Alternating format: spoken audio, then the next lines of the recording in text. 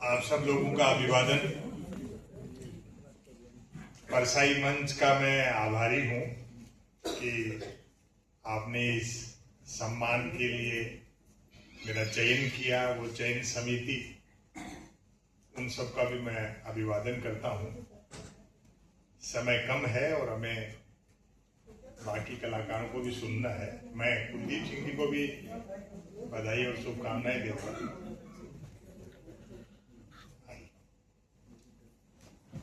मैं 2 लघु कथाएं सुना देता हूं, मेरी उपस्थिति लग जाएगी।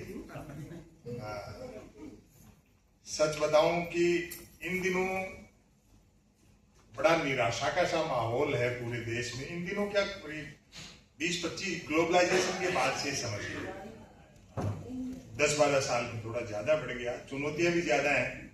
परसाई जी के टाइम में वो जिन पर व्यंग्य करते थे वो आदमी शर्मिंदा होता था, अब जूता निकालता है। ये चुनौती एक नई आ गई और कोई खास बात नहीं है, लेकिन रास्ते तो निकालने पड़ते हैं। तो अच्छा लगा कि आज भी व्यंग्य को चाहने वाले, व्यंग्य को पढ़ने वाले, उसको सराहने वाले।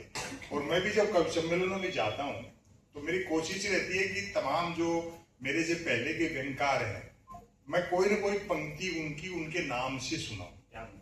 उससे क्या होता है कि आजकल जो आईटी, फार्मा और दूसरी जो स्किल वाली पढ़ाइयां हैं, उनके बच्चे ह्यूमैनिटी के सब्जेक्ट नहीं पढ़ते, लैंग्वेज और लिटरेचर के इतने संपर्क में नहीं रहते। भाई मैंने 1000 बच्चों के कवि सम्मेलन में अगर हरिशंकर परसाई जी की एक लाइन सुनाई, 10 तो खोजेंगे और उन 10 में से कम 2 भी अगर उनको पढ़ना शुरू करेंगे तो एक बदलाव होगा। और मैं देखता हूं कि धीरे धीरे चीजें बदल रही हैं। एक अच्छी चीज मेरी थोड़ी तबियत कहां से नहीं, पानी की जरूरत नहीं है। राजस्थान में ये समय पानी का नहीं होता।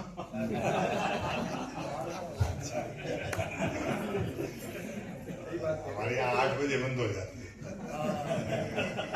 इस समय बड़ी भागम भाग रहती है।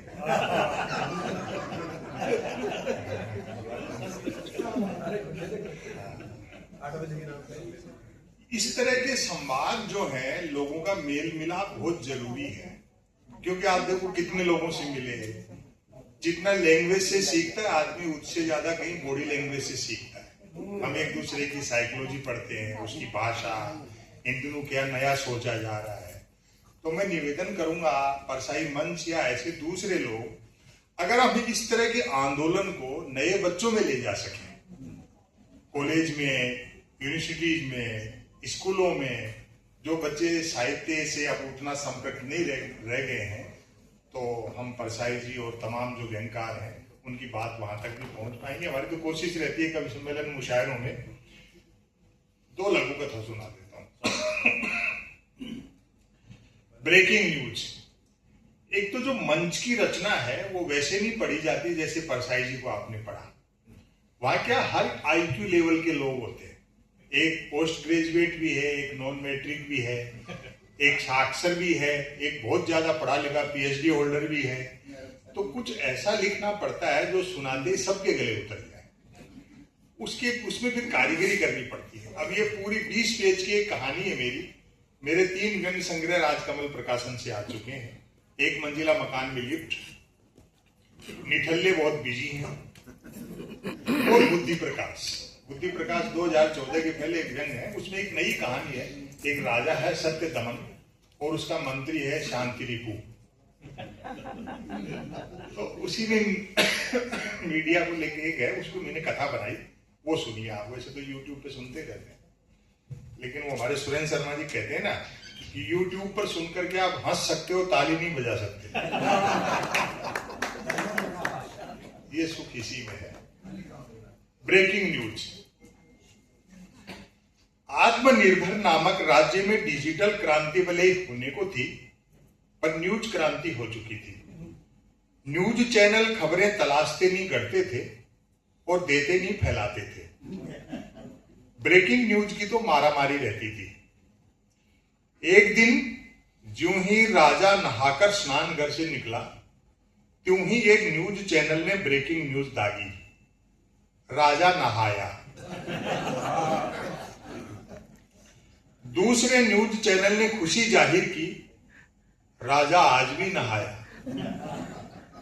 तीसरे न्यूज चैनल ने अटकलें लगाई, राजा क्यों नहाया। चौथे न्यूज चैनल ने नई जानकारी दी, राजा पहली बार नहाया। पांचवें न्यूज चैनल ने आत्मनिर्भरता की पुष्टि की, राजा खुद नहाया। और अगली पंक्तियों का आनंद ले। छठे न्यूज चैनल ने रहस्योद्घाटन किया, राजा पानी से नहाया।